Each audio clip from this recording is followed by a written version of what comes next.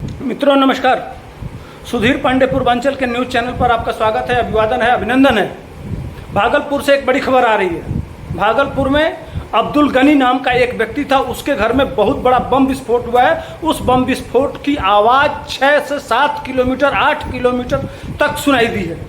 सोचिए बम का विस्फोट और कितने विस्फोटक होंगे और किस तरह से बनाया गया होगा और किस तरीके से उसको यूज़ किया गया होगा कि उसमें 4-5 लोग इस तरह से घायल हैं कि वो हॉस्पिटल पहुंच के क्या होगा कुछ नहीं जानते हैं। इसके साथ साथ अब्दुल गनी का एक बेटा था, 17 साल का नौजवान बेटा, वह चिथड़े उड़ गया है।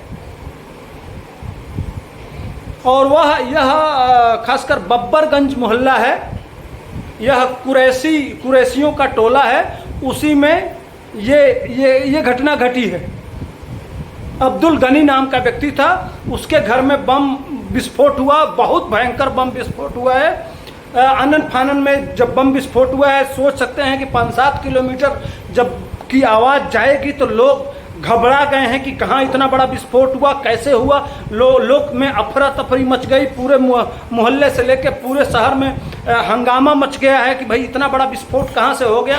अफरा तफरी में लोग जब पता करने आए हैं तो पता चला है कि अब्दुल गनी के घर में इतना तगड़ा विस्फोट हुआ है कि पूरा घर उड़ गया है। उसके साथ साथ जो आसपास के घर थे जिसमें शीशे लगे हुए थे, जिसमें कांच के वो सारा सामान लगे हुए थे, सारे कांच के सामान टूट जाते हैं। इतना बड़ा विस्फोट, एक तरह से हिल गया है पूरा मोहल्ला, इतना बड़ा विस्फोट। उसके बाद से आनन फानन में पुलिस पहुंचती है, कुत्तों का स्क्वाड पहुंचता है, बम निरोधक दस्ता एक रखा जाता है थाने पे, थाने की टीम पहुंचती है और फिर आनन फानन में छोटी मोटी कार्रवाई का प्रोसेस शुरू किया जाता है। पत्रकार पहुंच जाते हैं, पत्रकार पूछते हैं, अब्दुल गनी से पूछते हैं कि अब बताओ भाई यह बम कहाँ से आया, कैसे आया, आपके घर में कैसे पहुंचा। तो वो चिल्ला के कह रहा है मैं थोड़े रखा हूँ। अरे भैया तुम नहीं रखे हो तो कौन लेके आ सकता है आपके घर में बम, बताना तो आप ही को पड़ेगा। आपके घर में कौन आया, कौन गया, कैसे हुआ, क्या हुआ, ये तो अब जांच का विषय है, जांच से पता चलेगा। लेकिन मेरा सवाल यह है कि यह प्रथम घटना नहीं है, लगातार इस तरह की घटनाएं बिहार में हो रही हैं। यह 7वीं 8वीं घटनाएं, और खासकर समुदाय विशेष के घरों में ही बम क्यों फूट रहा है, घर क्यों उड़ रहा है। उस समय भी देखे होंगे जिस समय दंगा हुआ था, जब बिहार में दंगा हुआ था, 2 जिलों में दंगा चल रहा था, उस समय भी एक बम विस्फोट हुआ था जिसमें घर उड़ गए थे, जिसको पहले कहा गया था कि यह पटाखा है, पटाखा का नाम दिया गया था, लेकिन पटाखा नहीं था, वह भी बम विस्फोट था। इस तरह से लगातार यह 5-7 घटनाएं लगातार घरों में बम फूटना, यह क्या संकेत करता है और क्या बताना चाहता है और क्या भविष्य बिहार का भविष्य है।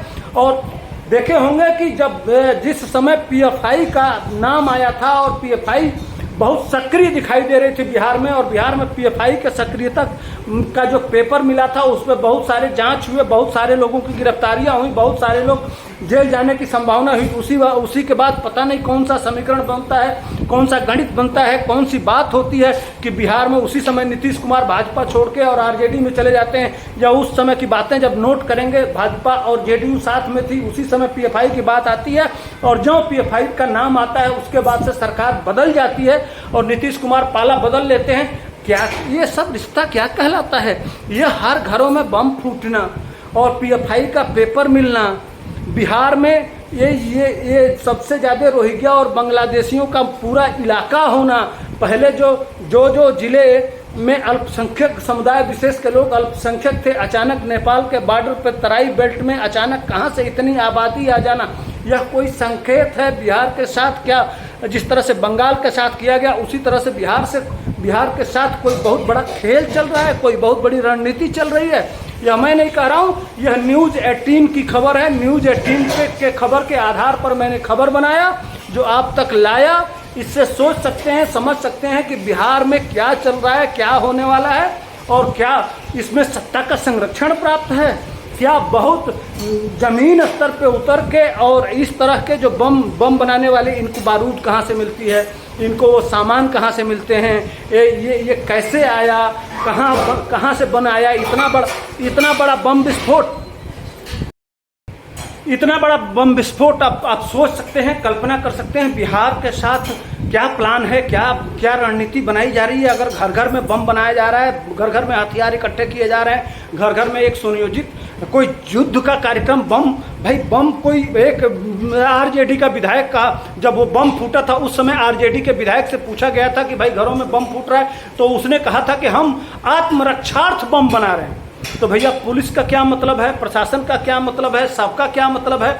अगर आत्मरक्षार्थ आरजेडी का विधायक स्वयं कह रहा है कि हम अपने घरों में बम बना रहे हैं, तो आने वाली स्थिति में बिहार की स्थिति क्या है, क्या होने वाला है? एक तरफ यह सत्ता बदल के और लालू यादव से लेकर सारे लोग यह चाह रहे हैं कि हम भारत सरकार की सत्ता पर पहुंच जाएं, भारत में चले जाएं, और एक तरफ बिहार के कोने कोने में बम फूट रहा है। तो इससे अंदाज़ा लगा सकते हैं आने वाले दिनों में बिहार की स्थिति कैसी होगी।